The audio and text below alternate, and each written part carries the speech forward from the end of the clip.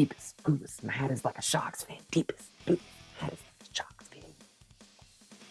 Hey, all you Slashaholics. Welcome back. I'm Slash Sister Hallie, and as July comes to a close, we're squeezing in another summer horror adventure before August sneaks up on us. Yeah, we're just also sneaking in another video where Hallie starts the video by rapping. You know, no big deal. What was it last time? X gonna give it to you. That's right. That's right. X gonna give it to you. Now it's deepest bluest. My head is like a sharp's Hat. Hat. Like a Sharks. I'm Slash Sister Jen. Today we are reviewing Deep Blue Sea from 1999, directed by good old Renny Harlin, and starring Thomas Jane, Saffron Burrows, LL Cool J, Michael Rappaport, Stellan Skarsgård, and Samuel L. Jackson. It really is. This is a pretty all-star cast. Right. And this is kind of like, I mean, Samuel L. Jackson was kind of a big name at that point, but Stellan Skarsgård hadn't really done much at that point. No, and that's Alexander and Bill's dad. And, you know, Eric Selvig from the MCU. Yeah. But Thomas Jane hadn't been the Punisher yet, and that's when he kind of blew up, was with the Punisher in 04. LL Cool J was just coming off of H2O. People knew who LL Cool J was for sure. Right, because, you know, rapper and everything. It's LL Cool J. Ladies love Cool J. This movie asks a very important question. What could possibly go wrong when you genetically engineer super smart smarts?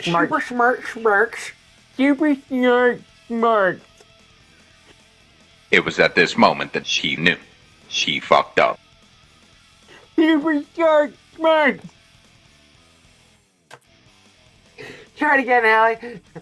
One more time for the people in the back. Super smart.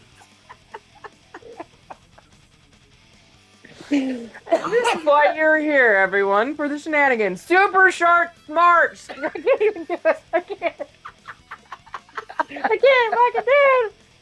I'll do it. Super smart sharks. I'm going to beat whoever wrote this script. Your wife. I know. Wait, where's that fucking cricket? Give me that goddamn cricket bat. Cricket bat. What's that? This is her spanking implementation from here on out. Didn't know that about you guys. Glad to know. Yeah. This movie spends the next hour and 45 minutes answering the question of what if? What? What if? What? Super smart smarks. Super shark smarts. That's what I've been saying the entire fucking time. You're just now realizing that. Super sharp. Super shark smart. Oh my god. My cheeks hurt now. My cheeks hurt. Oh, what the fuck? Man. Oh, God. Well, I don't know, but the next hour and 45 minutes, we're going to find out just what the fuck happens when you shark smarts. Shark smarts. Yes. Okay.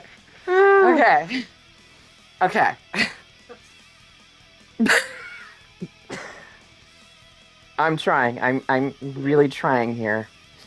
I don't believe you. I'm seriously trying, and you guys are seriously harshing my mellow, dude. Okay. We've got giant sharks, a remote research facility, questionable scientific decisions, and some of the most memorable shark attacks of the late 90s. All from the guy who gave us, I believe it was Nightmare 4. Yeah.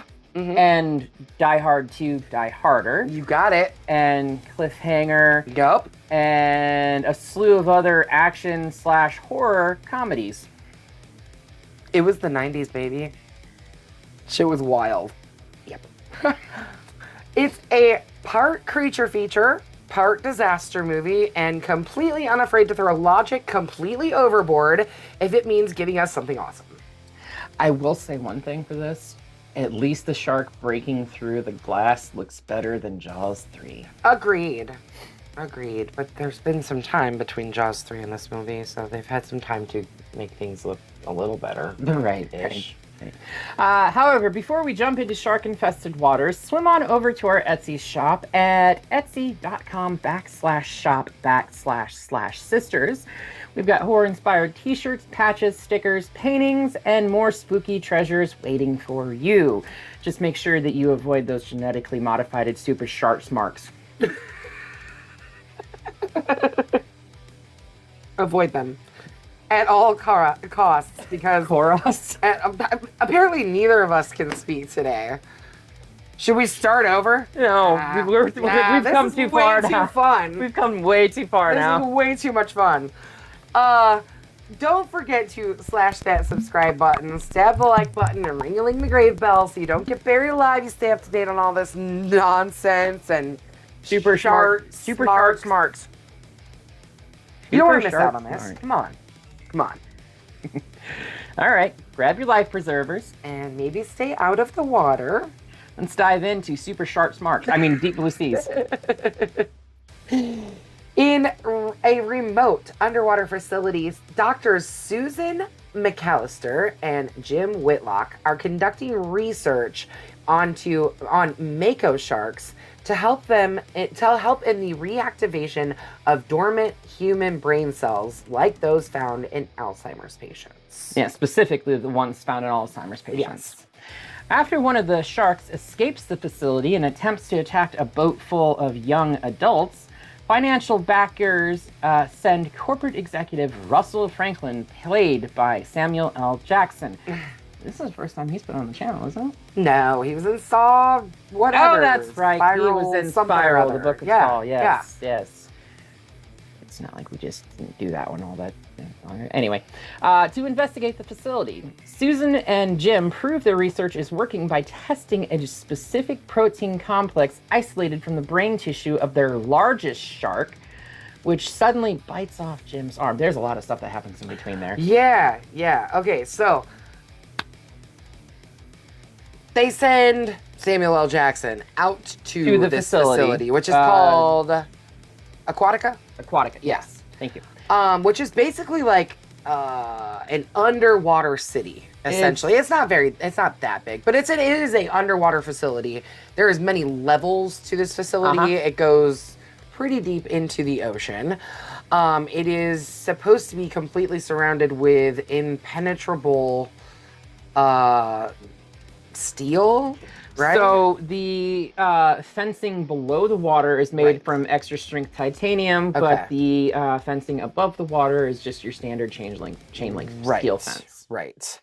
Because Thomas Jane's character, who is the shark wrangler, we're introduced to his character by jumping into the water and fishing a license plate out of one of the shark's mouth. After he rides the shark. As opposed to jumping it. I think this whole movie kind of jumps the shark, but I digress. But yeah, so in a fun callback to Jaws, the license plate is the exact same license plate that Brody and... Oh, God, what the hell is his name? Richard Dreyfuss. Hooper. Mr. Hooper. Pull from the belly of the shark that they thought was the one doing all the... Yeah, no, fuck that.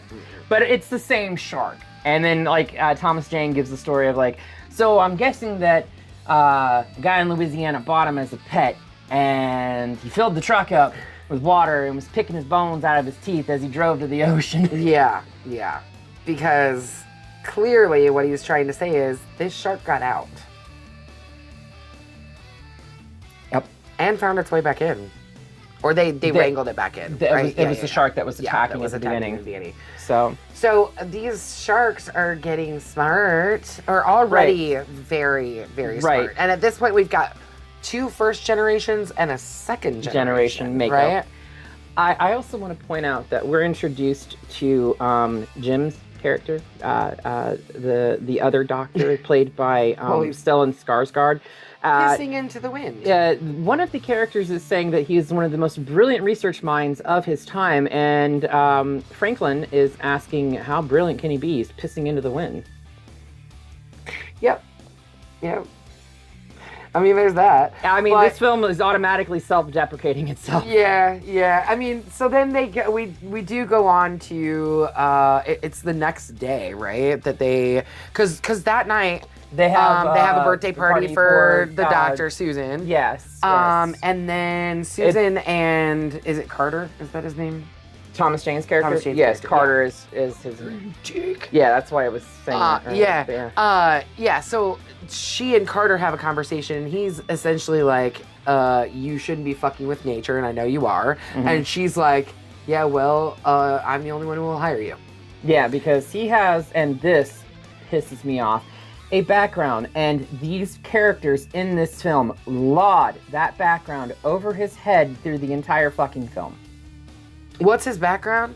They don't say, but Why would they say? It would be, smart of us to know why it is that they think they have some kind of... he's a convicted felon. That's all we need to know about him. And that's apparently that's all we need to know about him. That's his character, convicted felon, period. 90s. I hate it. Mm-hmm. I do too. Anyways, so they have a conversation about how she's fucking with nature and she shouldn't be. And she's like, look, let's just get through this test for tomorrow and we'll be fine. So the next morning, they do this test. Things are going really, really well. Like it's testing the way that it's supposed to. And then the shark goes off the handle and bites off the arm of before Carter goes out into the water to wrangle that shark onto the platform, trank it and wrangle it onto the platform and everything like that. He's swimming out through like channels under the water to lure it closer to the platform and everything like that. And Franklin's character, played by Samuel L. Jackson, says, "Tell me I didn't just see what I think I just saw. That shark recognized that weapon." Anyway. Anyway. Well, there's a reason for that. Mm-hmm. Tower operator Brenda Kearns, it's Janice Soprano. Anyways, she calls a helicopter to basically get him medevaced out of there because he got his arm bitten off by a shark. And they fly through a very heavy storm and strong winds to evacuate Jim from because Aquatica. a hurricane is on the fucking way. Mm-hmm.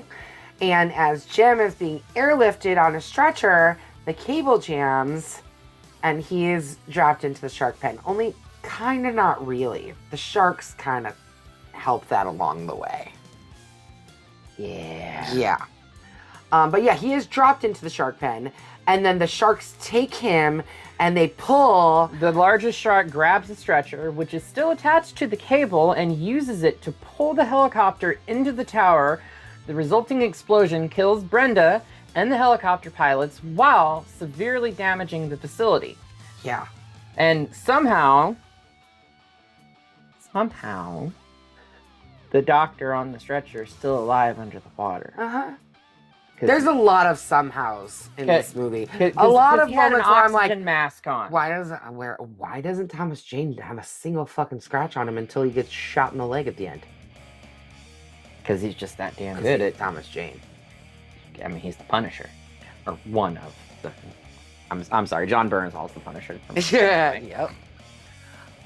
So at this point, Susan, Russell, and Carter, and the other woman that was there, marine biologist Janice, not Janice Soprano. Anyways, and engineer Tom Scoggins witnessed the sharks smash Jim's stretcher against the laboratory's main window and shatter it, flooding the facility and obviously killing Jim in the process. But yet he hadn't drowned before that. No. Because he was still like thrashing around on the stretcher. Yeah, he had an oxygen mask or something. Okay. They go to the facility's wet porch. Yeah. Where they plan to take a submersible to the surface. Susan confesses that she and Jim genetically engineered the fucking sharks, well, no fucking shit, to increase their brain size as they were not naturally large enough to harvest sufficient amounts of protein complex, breaking protocol and making the sharks much smarter and deadlier. Yeah, There's the a smarter reason. part is the main problem there. Right. They were always going to be deadly no matter what. Right. But the smarter part, that's the real scary thing. Right. So they broke. The Geneva Convention or some shit? No, Something like that. It's something along that lines. It's like some type of like medical protocol where you're not allowed to genetically modify anything that's going to be eventually used on human trial subjects or patients or anything like that. So yeah, they fucked up. Yeah. And they knew what they were doing. Oh yeah, they totally knew that they were doing because they could not get there without doing the genetic modifications. Yeah. And Franklin, before all of this, says, "I'm just surprised that we've gotten this far without genetic modifications." We haven't. Now the whole place is fucking flooding now, right? And earlier we did get to meet our cook for the place, Mr. Sherman Preacher Dudley, and he's called Preacher because I guess we needed to have some kind of Christian storyline in the movie, and he has to have a giant cross around his neck, really big crucifix. Anyways, he and his bird, his parrot named Bird, a shark eats the bird. And then he gets real pissed. But he hides from the shark by getting into an oven.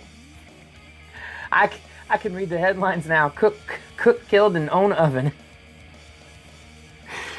The irony is not lost on me, the oh shark Lord. then causes a gas leak from the oven while trying to break into it. And Preacher is able to use his fucking knife or a fucking hatchet or something. He climbs through the top of the...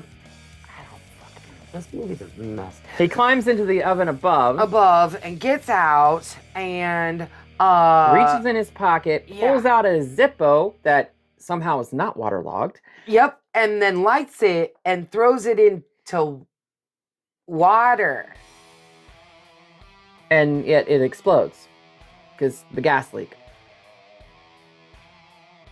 What? Yeah, that's how that works. Hooray! Science! Action movies! Anyways, so that's that. Super shark schmarks. Yes. What she said. Super sharp people, apparently. When the group reaches the wet porch, they discover that the submersible has been irreparably damaged and is unsuitable for use. Was it damaged by the sharks? Did the sharks beat it up? I think it was damaged from the explosion that rocked the entire facility that dropped because it was like suspended on cables and it dropped it and I think it like cracked like the habitable portion of the submersible. That's what, because it was like laying on its side. Yeah. So I doubt that the sharks jumped up in there.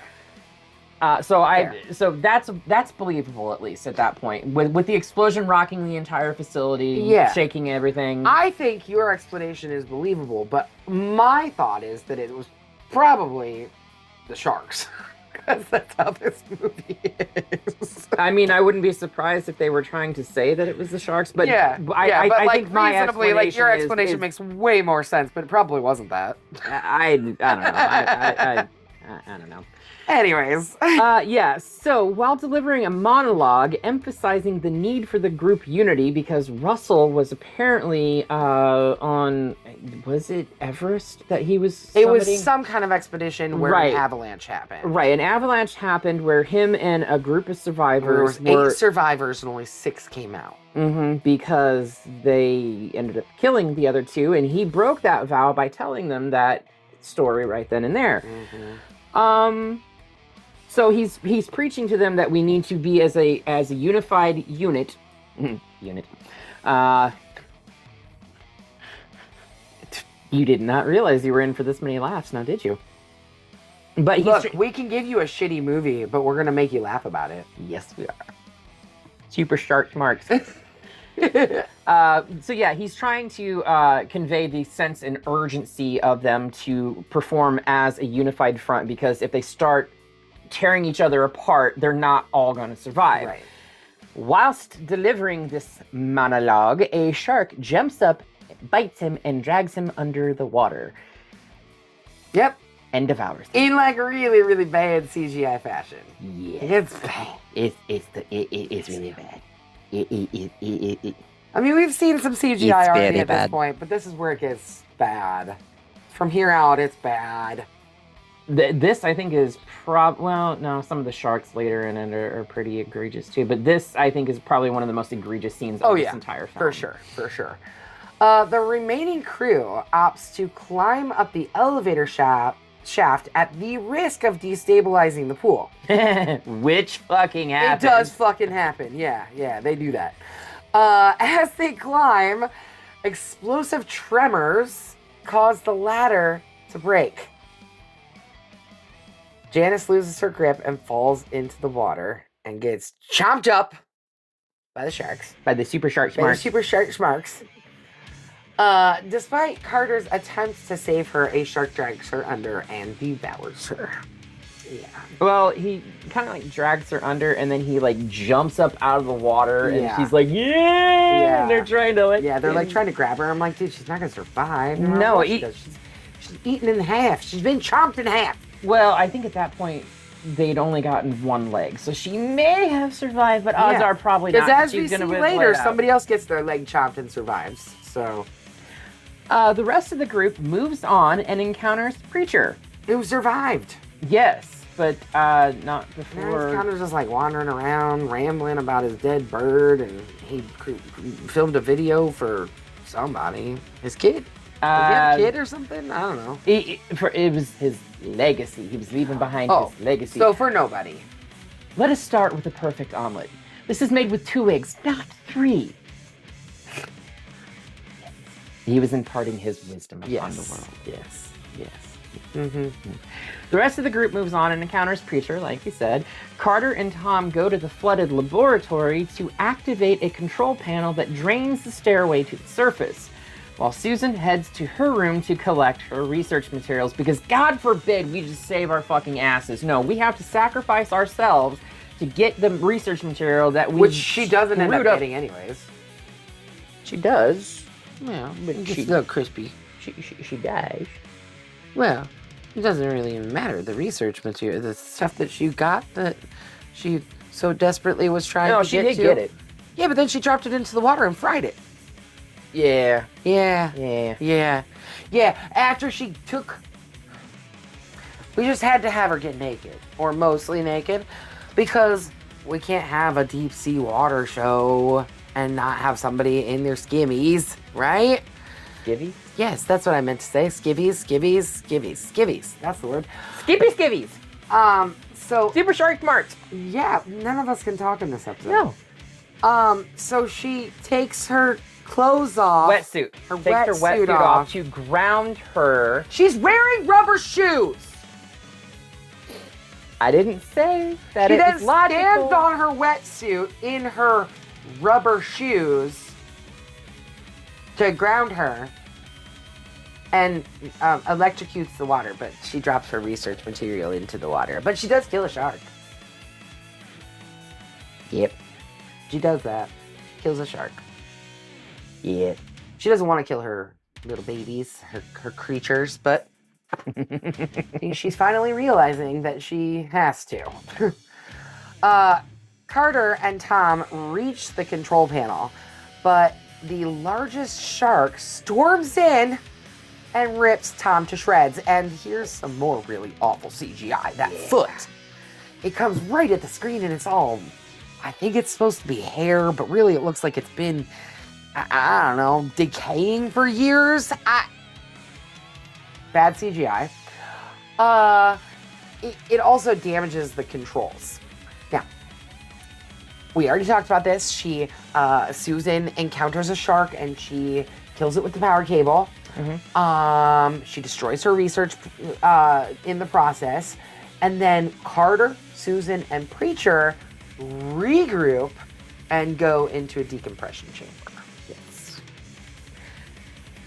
They swim to the surface while using oxygen tanks to bait the last shark into an attack. Which actually works. Yes, it does. Because typically sharks will go after movement. Yes. But specifically brightly colored movement, which is why they put a life preserver around the oxygen tank. So, question, how come the life preservers, when they're getting those things ready and, Preacher tries to put one on, it's bright red, and then when they go to put them in the water, they're yellow? How come? It was in the script.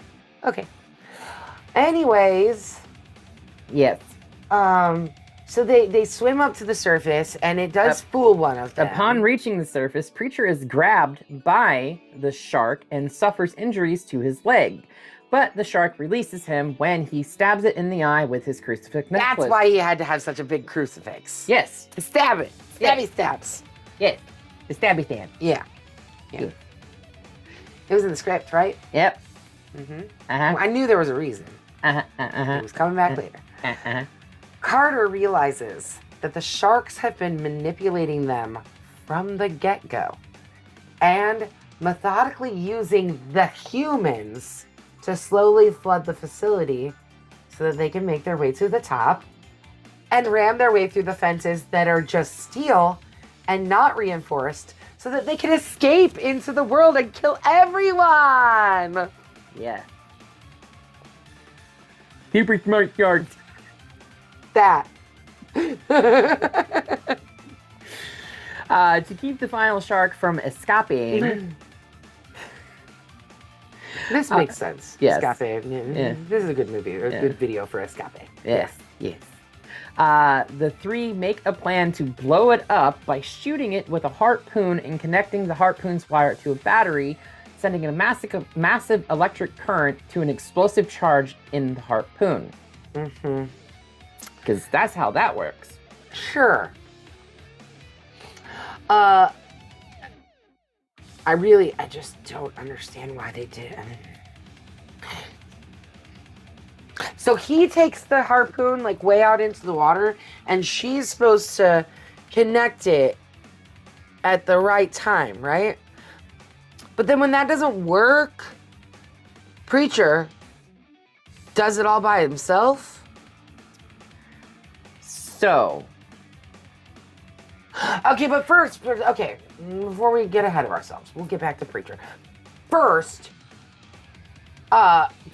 because Susan feels really guilty that like everybody died because of her, she uses herself as bait, telling the others, and she cuts her hand on the palm. Why do people always cut themselves on the palm? I don't fucking know. That's the most painful place to cut yourself. You should have just done it like right here where it doesn't hurt as bad, but whatever. Speaking for movie purposes, it's easier to hide that than anything else. Yeah. That's why they do it. I know. Okay. I know why, but it's makes no fucking sense. Agreed. Anyways, so she then jumps into the water. Of course, she distracts the shark with her blood. She said, "Come to mama." But is unable to get out of the water in time and is devoured by her shark, despite Carter's valiant efforts to save her. He should have let her fucking die anyway. No. I guess originally when they screened this movie, she survived and the audiences were like, nah, we needed to see her die. So Retribution. they went back and refilmed. And, or they had already had some things filmed and they changed the ending so that she died because, audiences were pissed. They're like, nah, she doesn't get to survive this. That's bullshit. She caused this. She doesn't get to survive it. Agree. Yeah, I agree too. Carter grabs onto the shark's dorsal fin after giving up the harpoon because he was trying to harpoon the shark in the water whilst she was distracting said shark. Right. Yeah. Anyway. Right, but then like she jumps into the water, so who was going to electrocute it? Because she didn't discuss her plan with anybody, nobody. Anyway, Preacher shoots the harpoon. Yeah, because he was like literally half dead, but he climbs out and shoots the harpoon and electrocutes. Yeah, but he does it all. Only at the very last second when he realizes that, the fucking thing. To which he shoots the fucking 35-foot shark in the dorsal fin. And shoots Carter. You dick. In the thigh and pins him to the fucking shark. Of course. Carter nevertheless orders Preacher to connect the wire to the battery, and that's when Preacher's like, oh shit, yeah, fuck. Oh shit, the fucking battery. And manages to free him. Actually, he doesn't free himself. Carter does not free himself. He gets, like, the shark swims through the fucking fencing and he gets caught on the fencing and it rips the harpoon out of his leg, like through his leg and everything like that.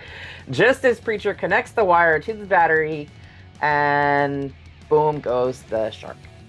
And somehow, even though Carter was really, really close to that boom goes the shark that got completely vaporized, Carter's perfectly fine. Couple scratches.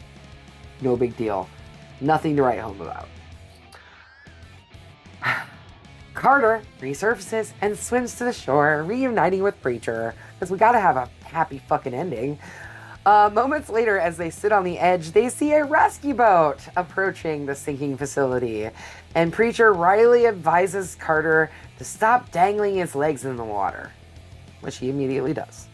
I wouldn't even want to be anywhere near water after that again. And that's the end of the film. Deepest blues. My hat is like a shark's fin. Deepest blues. My hat is like a shark.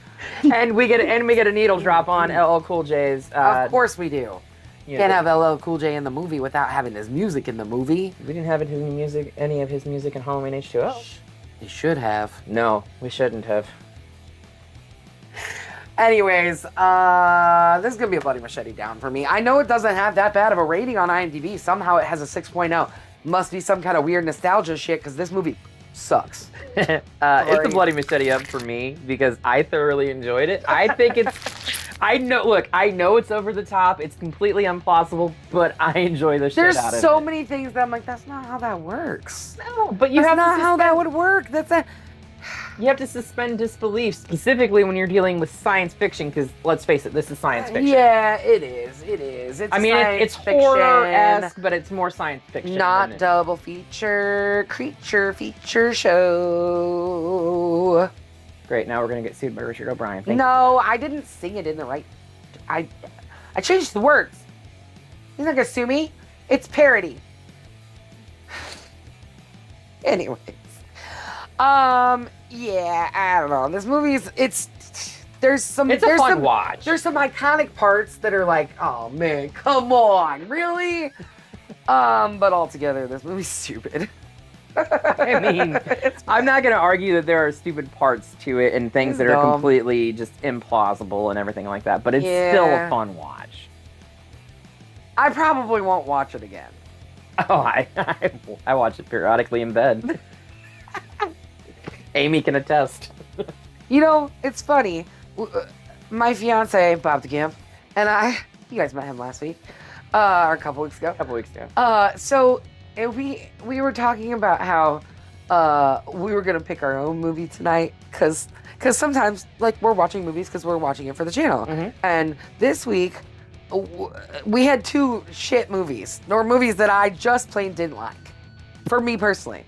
And I was like, you know what? We're picking our own movie out tonight. It's probably still gonna be bullshit, stupid garbage. But we're picking our own garbage movie tonight, damn it. What'd you watch? Oh, we were talking about earlier. I think we're gonna watch Faces of Death. It's on Shudder now, the new one. Oh god. I heard really bad things. I heard it's not good. So we're gonna pick our own bullshit shit movie and watch it later tonight. You get Billy. Yeah. The Kara Montgomery. Yeah. Okay. Yeah. Let's send this back to Aquatica, shall we? Bye. Bye. You know what? I don't think I know what's next. Yes, you do. Is it Cult of Chucky? Yes, it is. Okay. We're gonna have a guest come next week. Via Skype. We're gonna have a guest on our show next week because we've got a very good friend who really, really loves Chuck. Mm-hmm. So as Zoom, Skype, StreamYard probably, because that's what the service that we use. Yep. Yeah. Because we pay for that monthly. Yeah. Yes. Our producer at the back there. You guys can't hear her because the mics are up here now. She just reminded us that Skype doesn't exist.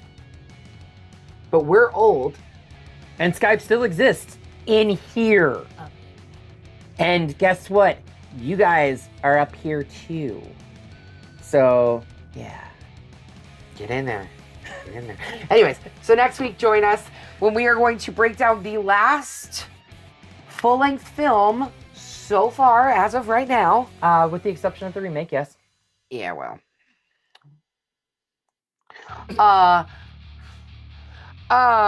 So yeah, come back next week. We're gonna be breaking this one down. Make sure you watch this movie.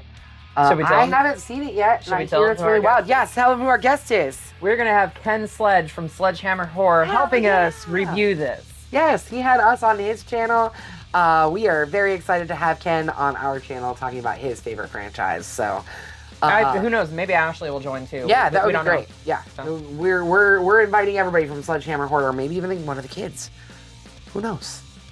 They're a family. It's a family of horror fans. So, Yes, it is. and we are a family of horror fans. Yeah. We're just a weird, fucked up family. I mean, we're a dysfunctional family, but yeah. Yeah, for sure. So make sure you come back next week. Until then, make sure you slash the subscribe button. We still can't. I know. I'd slap the slap the subscribe button. Okay. It's Now like what? bop it, Oh. twist it, pull it, bop it. Okay, no more. Slash the subscribe button Stab that like button. and bop it. Ring-a-ling the grave bell so you don't miss out on all the crazy shit we're doing right here on YouTube. Super smart dart. Super sharp smarts. Super smart. Till next time, we will see you all in the afterlife.